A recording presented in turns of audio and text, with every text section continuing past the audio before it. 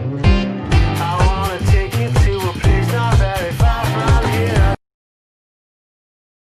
नमस्कार दोस्तों, motivational banker में आपका स्वागत है। फ्रेंड्स, इस वीडियो लेक्चर में हम आरटीआई एक्ट 2005 यानी राइट टू इन्फॉर्मेशन एक्ट 2005 के बारे में पढ़ेंगे और आसानी से इसको समझेंगे कि आरटीआई एक्ट होता क्या है, किस तरह से काम करता है, कौन कौन सी इन्फॉर्मेशन ले सकते हैं हम, कौन कौन सी इन्फॉर्मेशन हम आरटीआई में नहीं ले सकते, ये सब हम इस वीडियो लेक्चर में समझेंगे। तो चलिए शुरुआत करते हैं। सबसे पहले समझते हैं व्हाट इज आरटीआई। आरटीआई है क्या basically?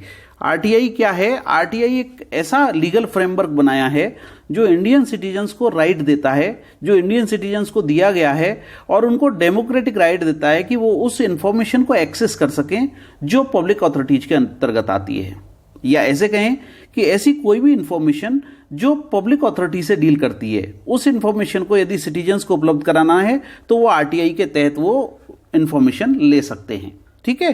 Provide a legal framework of citizen democratic right to access the information under the control of public authorities, ये आरटीआई एक्ट है। ठीक है। अब देखिए इसका मकसद क्या है, इसका पर्पज क्या है। इसका पर्पज ये है कि ट्रांसपेरेंसी और अकाउंटेबिलिटी बढ़ाना। इसका पर्पज क्या है? ट्रांसपेरेंसी बढ़ाना और अकाउंटेबिलिटी बढ़ाना, और साथ ही साथ एक प्रॉपर फंक्शनिंग हो सके किसी पब्लिक अथॉरिटी की। कहने का मतलब यह है कि गवर्नमेंट जो भी काम कर रही है आप उस पर नजर रख सकते हैं। गवर्नमेंट ठीक काम कर रही है या नहीं कर रही, ये आप आरटीआई के थ्रू पता कर सकते हैं, आरटीआई के थ्रू इंफॉर्मेशन ले सकते हैं। ये इसका पर्पज है। ठीक है। अब देखिए ये लागू हुआ आपका 15 जून 2005 से, परंतु इसकी कमेंसमेंट डेट है 12 अक्टूबर 2005, यानी पूरी तरह से जो लागू हुआ ये हुआ 12 अक्टूबर 2005 से। ये पूरे इंडिया में लागू होता है, सिर्फ जम्मू कश्मीर को छोड़ के। ठीक है। अब देखिए, अब आगे चलते हैं हम। हु टू प्रोवाइड इंफॉर्मेशन, कौन इंफॉर्मेशन ले सकता है, किसको इंफॉर्मेशन देनी है। हु टू प्रोवाइड, कौन इंफॉर्मेशन देगा। Information can be obtained from public authority. अब ये पब्लिक अथॉरिटी का मतलब क्या है? ठीक है। पब्लिक अथॉरिटी का मतलब है कोई भी ऐसी अथॉरिटी या कोई बॉडी या कोई ऐसा इंस्टीट्यूशन जो कॉन्स्टिट्यूशन द्वारा बनाया गया हो। अथॉरिटी और बॉडी और institution of self government established under the constitution. कोई भी ऐसी अथॉरिटी या बॉडी या ऐसा इंस्टीट्यूशन जो कॉन्स्टिट्यूशन के द्वारा बनाया गया हो या पार्लियामेंट के किसी एक्ट के द्वारा बनाया गया हो, other law made by parliament और स्टेट लेजिस्लेचर, या गवर्नमेंट या सेंट्रल गवर्नमेंट या स्टेट गवर्नमेंट द्वारा एक नोटिफिकेशन इशू करके कोई बॉडी बनाई गई हो। By notification issued by order made by appropriate government, या public sector banks and institution owned by controlled by central government. ठीक है। या बाई एंड लार्ज हम कहें, मोटा मोटी अगर कहें तो हर गवर्नमेंट द्वारा जो बॉडी बनाई जाती है, गवर्नमेंट द्वारा जो भी बॉडी बनाई जाती है वो आपकी पब्लिक अथॉरिटी कहलाती है, और पब्लिक अथॉरिटी को ये इंफॉर्मेशन प्रोवाइड करनी है। हु टू प्रोवाइड इंफॉर्मेशन, कौन प्रोवाइड करेगा? Public authority. पब्लिक अथॉरिटी क्या है ये मैंने आपको बताया। पब्लिक अथॉरिटी ऐसी अथॉरिटी है जिसको कोई भी बॉडी या इंस्टीट्यूशन जिसको कॉन्स्टिट्यूशन द्वारा बनाया गया हो, पार्लियामेंट के किसी एक्ट द्वारा बनाया गया हो, गवर्नमेंट द्वारा, सेंट्रल गवर्नमेंट द्वारा, स्टेट गवर्नमेंट द्वारा नोटिफिकेशन इशू करके बनाया गया हो, वो आपकी पब्लिक अथॉरिटी कहलाएगी। ठीक है। अब देखेंगे हम कि हम किस तरह की इंफॉर्मेशन आरटीआई एक्ट में ले सकते हैं। देखिए आरटीआई एक्ट 2005 जो है इसमें क्या क्या इंफॉर्मेशन ले सकते हैं। सबसे पहले तो हम समझें कि इंफॉर्मेशन होती क्या है। सबसे पहले तो हमको ये समझना जरूरी है कि हम जो इंफॉर्मेशन मांग रहे हैं, इंफॉर्मेशन से मतलब क्या है। इंफॉर्मेशन में क्या क्या आप ले सकते हैं। इंफॉर्मेशन में आप ले सकते हैं कोई भी रिकॉर्ड, कोई भी डॉक्यूमेंट, कोई भी मीमो, कोई भी ओपिनियन या एडवाइस, कोई भी प्रेस रिलीज, कोई सर्कुलर, ऑर्डर या लॉगबुक, या कोई भी कॉन्ट्रैक्ट की रिपोर्ट, पेपर, सैंपल, मॉडल्स, ये सब आप इंफॉर्मेशन में आरटीआई 2005 में ले सकते हैं। ठीक है। अब देखिए, अब सवाल यह है, अब पहले यह देख लेते हैं कि आरटीआई में आपको क्या क्या नहीं मिलेगा, उसके बाद हम समझेंगे कि आरटीआई की जरूरत पड़ी क्यों। Act provide exemption for certain type of information from disclosure. ऐसी कुछ इंफॉर्मेशन है जो डिस्क्लोज नहीं की जा सकती, जो नेशनल सिक्योरिटी से रिलेटेड है या कंटेम्प्ट ऑफ कोर्ट से रिलेटेड है, यानी अदालत की अवमानना जो करती हैं। पार्लियामेंट प्रिविलेज, यानी कि पार्लियामेंट का जिस पर विशेष अधिकार है वो इन्फॉर्मेशन भी आपको नहीं दी जाएगी। ट्रेड सीक्रेसी से रिलेटेड कोई इन्फॉर्मेशन है तो आप नहीं मांग सकते। फॉरेन गवर्नमेंट के इन्वेस्टिगेशन से रिलेटेड अगर कोई इन्फॉर्मेशन है तो वो आपको डिस्क्लोज नहीं की जाएगी। ये आपको आरटीआई एक्ट 2005 राइट नहीं देता है। ठीक है, तो ये तो हमने बात की कौन सी इंफॉर्मेशन आप ले सकते हैं और कौन सी इंफॉर्मेशन नहीं ले सकते। अब मैं कहता हूं कि आरटीआई जो 2005 आया, आरटीआई एक्ट जो 2005 आया, राइट टू इंफॉर्मेशन एक्ट, उसकी जरूरत क्यों पड़ी? उसकी जरूरत इसलिए पड़ी कि एक तो गवर्नमेंट की ट्रांसपेरेंसी बढ़ाई जा सके, ट्रांसपेरेंसी, गवर्नमेंट में ट्रांसपेरेंसी बढ़ाई जा सके और गवर्नमेंट ऑफिशियल्स को अकाउंटेबल ठहराया जा सके, उनको अकाउंटेबल बनाया जा सके, तो ट्रांसपेरेंसी इंप्रूव होती है और अकाउंटेबिलिटी प्रमोट होती है। दूसरा इसका फायदा क्या होगा, करप्शन जो होता है, करप्शन को रिड्यूस किया जा सकता है, करप्शन को घटाया जा सकता है इससे। अब पब्लिक अथॉरिटी को डर रहेगा कि कोई भी इंफॉर्मेशन, हमने कोई टेंडर निकाला, टेंडर में क्या खामियां हैं, अगर किसी ने आरटीआई में डिटेल मांग ली तो पता चल जाएगी, तो इससे करप्शन पे कंट्रोल लगता है। ठीक है ना, आरटीआई का एक फायदा यह है। तीसरा फायदा क्या है, जो रिसीवर है और दूसरा कौन है, गिवर, एक सूचना देने वाला है और एक सूचना प्राप्त करने वाला है, इनके बीच में गैप कम होता है। ठीक है ना, जो इन्फॉर्मेशन दे रहा है उसमें और जो इन्फॉर्मेशन रिसीव कर रहा है दोनों में गैप कम होता है। चौथा फायदा क्या है, पब्लिक जो है उसको डिसीजन मेकिंग का पार्ट बनाया जाता है। Public can be A part of decision making. ठीक है, और सबसे बड़ा फायदा यह है कि जो एडमिनिस्ट्रेटर हैं, एडमिनिस्ट्रेटर्स को रिस्पॉन्सिबल बनाया जाता है। ये आरटीआई का सबसे बड़ा फायदा है। तो आरटीआई के हमने 5 फायदे समझे। पहला क्या है, गवर्नमेंट के जितने भी काम हैं उनमें ट्रांसपेरेंसी बनती है, गवर्नमेंट ऑफिशियल्स को अकाउंटेबल ठहराया जाता है। दूसरा फायदा यह है कि इससे करप्शन रिड्यूस करने में मदद मिलती है, क्योंकि एक डर बना रहता है कि आरटीआई में कोई भी इंफॉर्मेशन मांगी जाती है। तीसरा, सूचना देने वाला और सूचना लेने वाला दोनों के बीच में गैप कम होता है।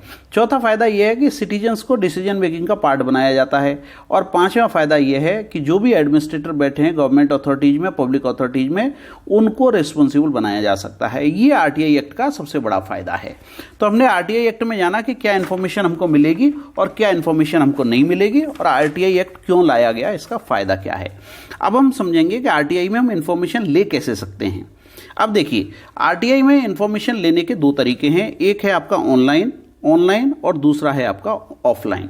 ऑनलाइन जो इन्फॉर्मेशन है, जब आरटीआई एक्ट 2005 में शुरू हुआ था तब ऑनलाइन इन्फॉर्मेशन नहीं थी, इसको बाद में ऐड किया गया है। तो ऑनलाइन इन्फॉर्मेशन के लिए वेबसाइट दी हुई है rti.gov.in। यहां पर आप डिटेल डालकर आप इन्फॉर्मेशन ले सकते हैं, जो भी रिक्वायरमेंट है आपको। ऑफलाइन जो इन्फॉर्मेशन है वो आपको लेनी पड़ेगी पीआईओ के थ्रू, यानी पब्लिक इन्फॉर्मेशन ऑफिसर से डील करना पड़ेगा उसके लिए। अब देखिए उसके लिए प्रोसीजर क्या है। उसके लिए प्रोसीजर यह है कि आपको राइटिंग में एप्लीकेशन देनी पड़ेगी। सबसे पहली बात तो यह है कि इसका फॉर्मेट है, राइटिंग में आपको एप्लीकेशन देनी है।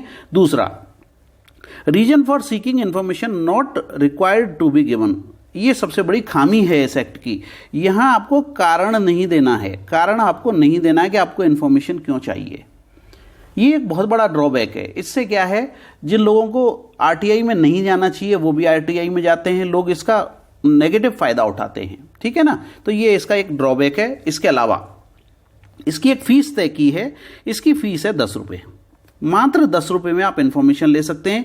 ये फीस भी जो बिलो पॉवर्टी लाइन जो लोग हैं, बीपीएल, उनको एग्जेम्प्ट है। ये फीस उनको नहीं देनी है, बाकी सिटीजन्स को ये 10 रुपये की फीस देनी होती है। अब देखिए, आरटीआई में जो इन्फॉर्मेशन है उसके लिए टाइम फ्रेम है 30 दिन का। ये क्वेश्चन है इंपॉर्टेंट जो आपके लिए बनते हैं, इन्हें थोड़ा ध्यान से देख लें। आरटीआई में जो इन्फॉर्मेशन है पब्लिक इन्फॉर्मेशन ऑफिसर को 30 दिन के अंदर प्रोवाइड करनी होती है। ठीक है, और अगर लाइफ और लिबर्टी से जुड़ी इन्फॉर्मेशन है, जैसे आपने हॉस्पिटल के बारे में कोई जानकारी मांगी, ये लाइफ और लिबर्टी से जुड़ी हुई है, तो ये 48 आवर्स के अंदर इनको अवेलेबल करानी होती है। ओके, अगर इंफॉर्मेशन डिले होती है तो इसमें सीआईसी का रोल आता है। सीआईसी कौन है, central information commissioner.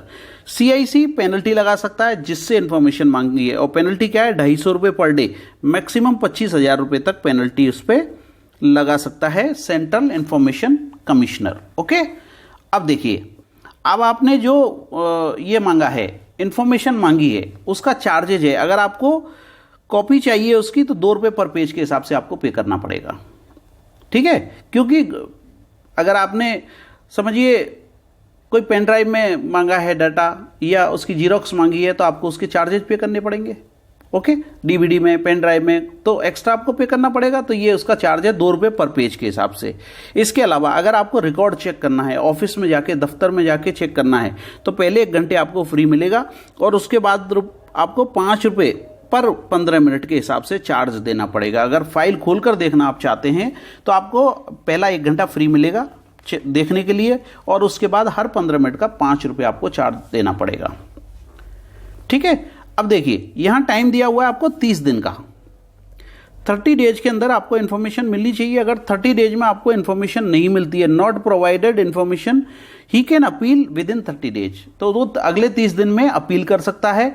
Second appeal can be made to central information commissioner within 90 days, 90 दिन के अंदर सेकंड अपील की जा सकती है। Appeal to be disposed of within 30 days, और अपील जो है उसको 30 दिन में डिस्पोज ऑफ होना है। ये आपका पूरा फ्रेमवर्क है जो आरटीआई में काम करता है। और अगर कोई इंफॉर्मेशन थर्ड पार्टी से रिलेटेड है, अगर कोई थर्ड पार्टी से रिलेटेड इंफॉर्मेशन है तो उसके लिए थर्ड पार्टी को नोटिस दिया जाना है। नोटिस दिया जाना है तो उसको 5 दिन का समय दिया जाएगा थर्ड पार्टी को। Third party will be given chance to represent before public information officer within 10 days from the date of receipt of the notice। उसको 10 दिन के अंदर पब्लिक इंफॉर्मेशन ऑफिसर को चांस मिलेगा।